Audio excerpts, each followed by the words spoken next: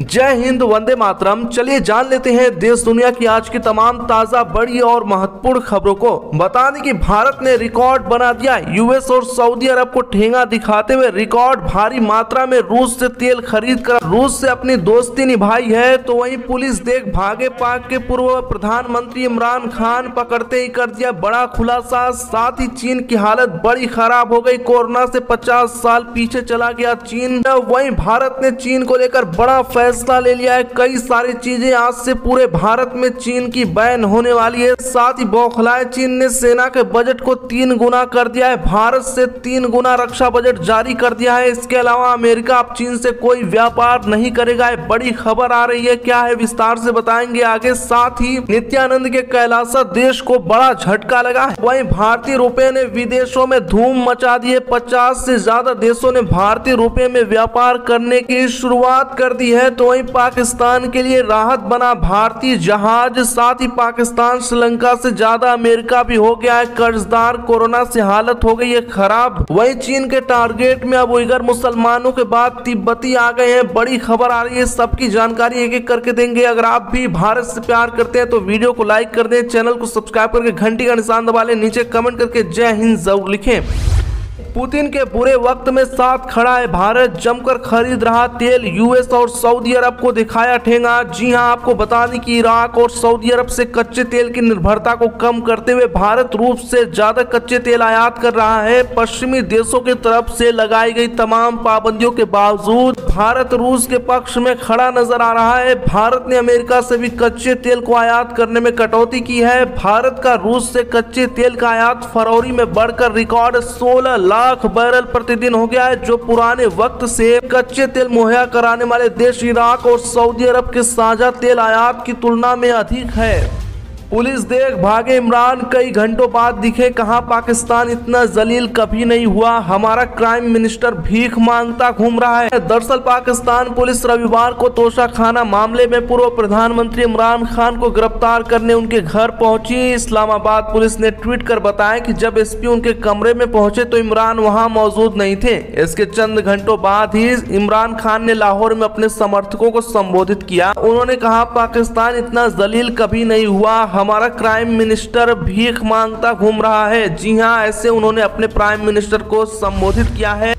वहीं चीन की हालत हो गई खस्ता। कोरोना ने इकोनॉमी की तबाह 50 साल पीछे धकेला। जी हां, चीन ने खराब नीतियों के चलते अपनी अर्थव्यवस्था को 50 साल पीछे धकेल दिया है। कई दशकों में पहली बार चीन की आर्थिक विकास दर मात्र 3% रही। आज शी जिनपिंग की अध्यक्षता में हुई बैठक में चीन की सरकार ने इस साल अपने विकास दर का लक्ष्य 5% रखा है, जो काफी कम है। हालांकि विश्व बैंक का अनुमान है कि इस साल चीन की विकास दर मात्र 4.3% रह सकती है। भारत की 7% रहने वाली है, तो समझ सकते हैं चीन का कितना बुरा हाल है। वहीं भारत ने चीन पर लगाया बड़ा बैन, चीन से मेडिकल इंपोर्ट घटाएगा। भारत अब जापान से खरीदे जाएंगे इक्विपमेंट। क्वाड देशों की बैठक के बाद बड़ा फैसला। जी हां, भारत ने मेडिकल डिप्लोमेसी के जरिए एक तीर से 2 निशाने साधने का फैसला किया है। मेडिकल इक्विपमेंट के जरिए चीन पर निर्भरता घटाने और इसका बड़ा हिस्सा जापान से आयात करने पर चीनी कंपनियों को करोड़ों डॉलर का नुकसान होगा। वहीं दूसरी ओर भारत के भरोसेमंद साथी जापान की कंपनियों को भारतीय बाजार में बड़ी पैठ जमाने का मौका मिलेगा। तो दोस्तों, क्या आप इससे खुश हैं? कमेंट जरूर करें।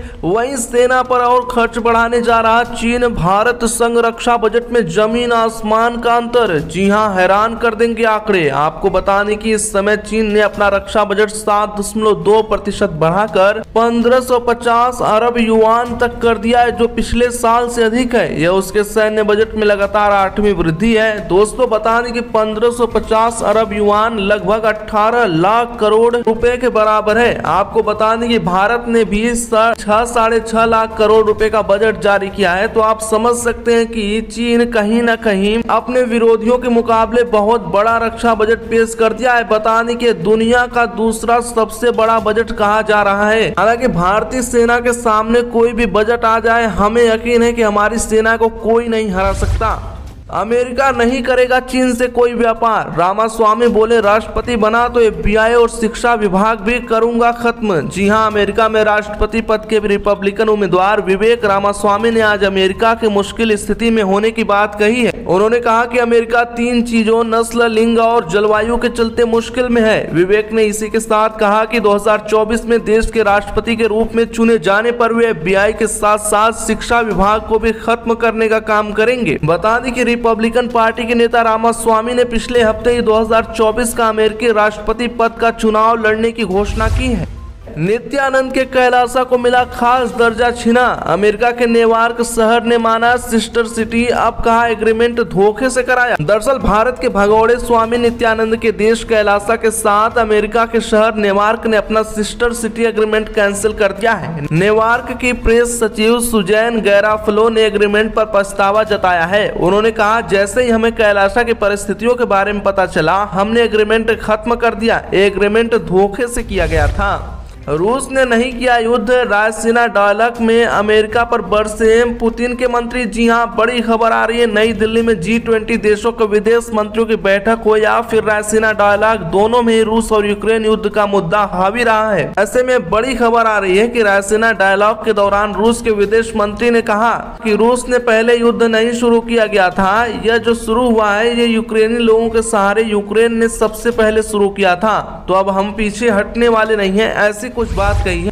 वहीं भारत के लिए बड़ी खुशखबरी आ रही है। रुपए में व्यापार करने को उत्सुक है कई देश, 50 के करीब पहुंची वर्स्ट्रो खातों की संख्या। जी हां, बता दें कि डॉलर को छोड़ भारत के साथ रुपए में व्यापार करने की इच्छा रखने वाले देश काफी उत्सुक दिखाई दे रहे हैं। ऐसा इसलिए क्योंकि सरकार की ओर से दूसरे देशों के बैंकों के लिए भारत में स्पेशल रुपया ओस्ट्रो अकाउंट शुरू करने की सुविधा दिए जाने के 6 महीने के भीतर ही ऐसे खाते की संख्या 50 के आसपास पहुंच गई है। भारत में खोले गए 49 ओस्ट्रो अकाउंट्स में रूस, Mauritius, Sri Lanka, Malaysia, Myanmar, Singapore, Israel और जर्मनी के बैंक भी शामिल हैं।